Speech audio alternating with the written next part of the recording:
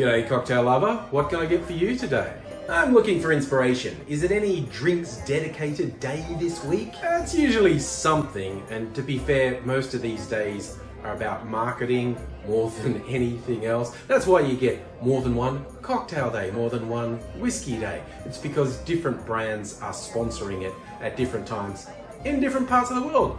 But I still think these days are a fun way to get an inspiration for something to drink. So is it a particular drinks day? It is actually Amaretto Day, and that gives me an excuse to bring out an Australian Amaretto. Isn't Amaretto Italian? It is a traditional Italian liqueur, but versions of it are made all around the world.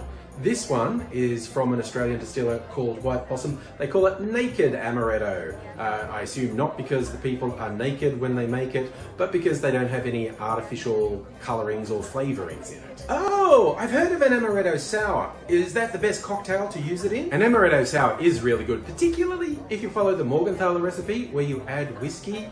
Without the shot of whiskey, an Amaretto Sour can be a bit too sickly sweet. I feel like you're going to suggest something else. For something a little different, I'm going to make for you something that's essentially a twist on an Amaretto Sour. It's called a Bakewell Tart Sour.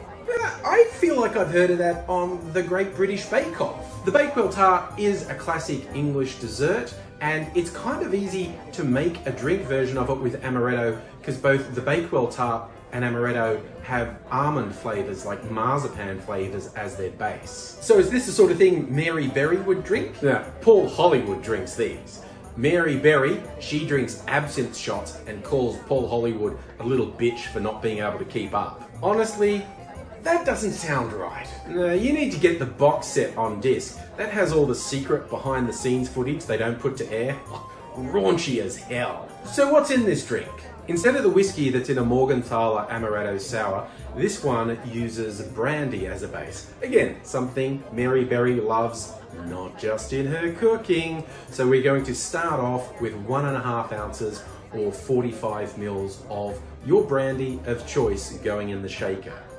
Next is our Amaretto, and we're going to do 1 ounce or 30 mils of Amaretto into the shaker. One version of the Bakewell Tart has a cherry on top, so to recreate that flavour, we're going to take some cherry juice from our jar of maraschino cherries we usually use as garnish. Going to do about 7.5 mils, 1/4 ounce. You can do that's like 1.5 bar spoons if you want to do it. No need to be too fussy, but about that 1/4 ounce of cherry juice, putting it in the shaker. For balance, and to make it a sour, we're going to put lemon juice in as well. Just 1/2 ounce or 15 mils of lemon juice to go in the shaker. The final touch is some bitters. You can use an aromatic bitters like Angostura. To keep the desserty, fruity flavours happening, I'm going to do a dash of cranberry bitters into our shaker. That's all the ingredients, so we add ice to our shaker, put it together, bang that in hard, and we'll give that a shake for about 10 to 15 seconds.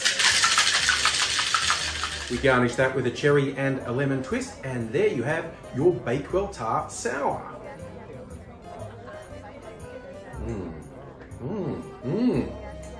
Oh, I like that. Dessert flavours coming through, but it isn't too heavy or overly sweet. Yep, dessert drinks don't have to be overly heavy. Lots of cream, too sweet, that sort of thing. You can get some nice balance and have a great dessert flavour. Something that will definitely get you a Paul Hollywood handshake of congratulations. Without the shot of whiskey, it can be a bit too sickly. Fuck you, you fucking piece of shit!